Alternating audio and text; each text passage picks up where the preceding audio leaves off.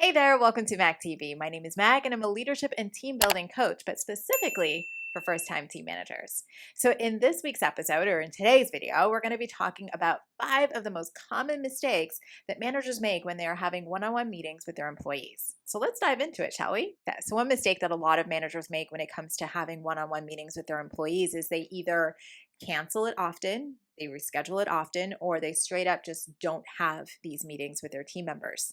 You know, couple weeks back, I jumped on a strategy call with a new manager, and he was discussing some of his current challenges with his team. He mentioned that they didn't seem to buy into the decisions that he was making. And so there was a lot of pushback um, on just, general things that he wanted to push through.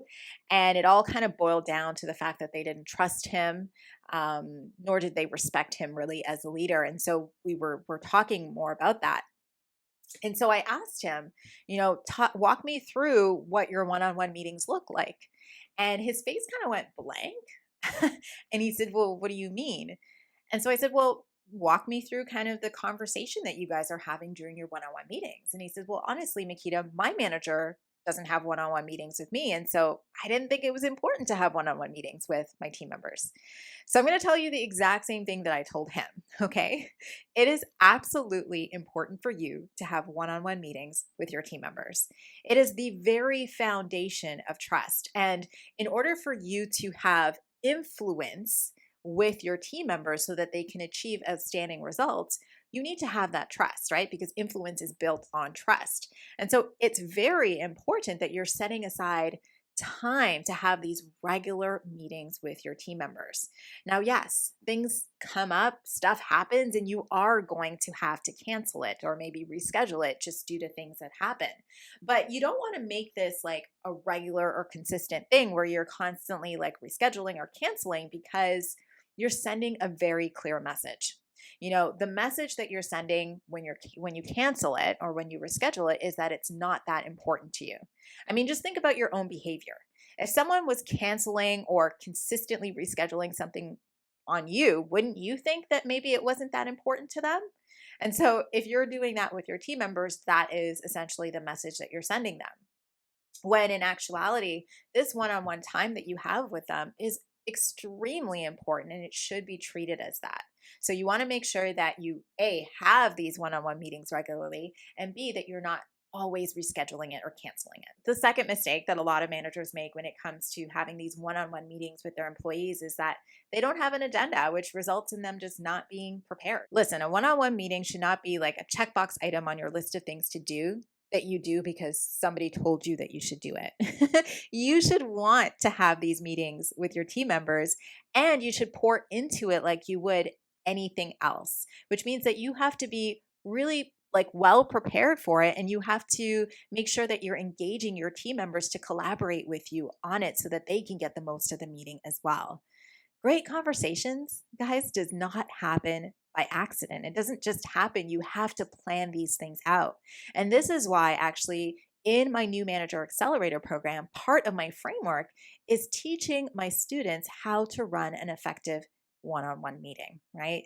Not only do I teach them how to do that in terms of how to prepare for it, what to say during, and how to follow up, but I also give them the systems and processes that they need so that they can, hit the ground running with it and just implement a proven system. So I have like templates. I think it's like 67 questions that I've already drafted that you can use in your one-on-one meetings. I have agendas that you can use. All this stuff I've already created and proven with other clients, so that you can use it and, like I said, hit the ground running. I also have a system for helping you stay consistent with it because it's, habit building. So there is like a system within the new manager accelerator program that helps you build this habit of having consistent one-on-one meetings, because part of the battle is making sure that you're not canceling and rescheduling.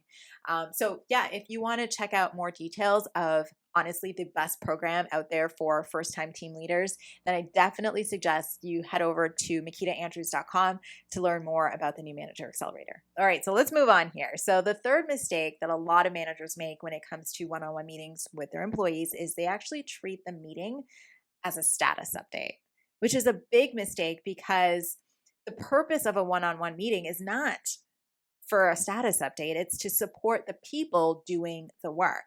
And besides that, it's a complete waste of time to use a one-on-one meeting to get a status update. I mean, if you want a status update, open up a Trello board or open up like a Notion account and get people to like tick off a box when they've completed a task that you've given them, right? That is far more efficient than you using 30 or 60 minutes of your time every week or bi-weekly for them to tell you something that you can just automate.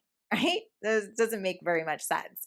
And so you want to make sure that you're treating your one-on-one meeting as a time for you to build a relationship, understand your team members better, figure out what their career goals, what motivates them, where they're engaged, where they're not engaged, all these things. That's what you want to be spending your time on rather than using it as a status update. So the fourth mistake that many managers make when it comes to having these one-on-one meetings with their employees is they actually don't ask for feedback.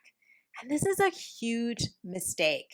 And this is a mistake because if you as a leader want to learn, grow, develop, and become more self-aware as a leader, you need this feedback, particularly from those that are directly affected by you. They're directly affected by your decisions, by your management style, by your communication. And so they would have, or they would be able to give you an honest opinion as to how you are coming off and how you are doing.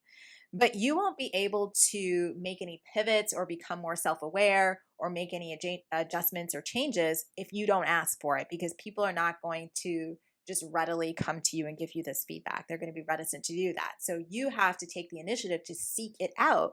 And one of the best places you can do that is within the one-on-one meeting. So you can save like 5-10 minutes at the end of the meeting just to ask them their opinion or to get their feedback, I should say, on how you're doing and how you're coming across as their team leader. And doing this has a couple of benefits. Number one, it helps you, like I said, become more self-aware and make the adjustments as necessary. But number two, what it does is it actually creates a culture of feedback. Because if you are in this habit of asking them for feedback, they start to see that feedback isn't a bad thing. So when it comes their way, they readily accept it because you've been accepting it. But if you're not willing to ever hear how you're doing, then of course you are sending a message to them, perhaps that, feedback is not a gift. And so they might feel a little bit, hurt to receive it themselves. So it's really a good thing for you to be asking for feedback at the end of the meeting so that you are creating this kind of culture of feedback and that it is a gift to be received. So the fifth mistake that managers make when it comes to one-on-one meetings with their employees is they don't actually have a follow-up process. I mean, what good is it to have this like bomb discussion on career goals, for example, if nothing happens afterwards, right? It's for nothing. It's like having a conversation for conversation's sake, and we obviously don't want to have that. So each one-on-one meeting that you have should have some sort of clearly defined next steps. Both of you should walk away from that meeting knowing exactly what happens next, who's doing what, and by when they need to do it. My mentor always used to say that nothing breaks down trust like leaving someone wondering whether or not you're going to follow through on your commitments. And so if you have a meeting, for example, if you have this one-on-one meeting with your team member and you both commit to something, but neither one follows through on it because the next steps weren't defined, guess what's happening next? One of the two of you is going to be wondering whether or not somebody, if the other person is going to follow through on their commitment, and boom, trust is broken. So you want to just avoid that completely by making sure that there is some sort of clear next step and that there is a system or process in place for you to follow up and make sure that both of you are accountable for doing what you said you were going to do. All right, so that's it, guys, in terms of the 5 mistakes that many managers make when it comes to having one-on-one meetings with their employees. I hope that you really found this video to be valuable. And if you liked it, don't forget to give it a thumbs up and to subscribe so you don't miss out on any other content that I share on this platform every single Tuesday. I hope you have a fantastic rest of the week. Don't forget to keep smiling, and I'll see you in the next one.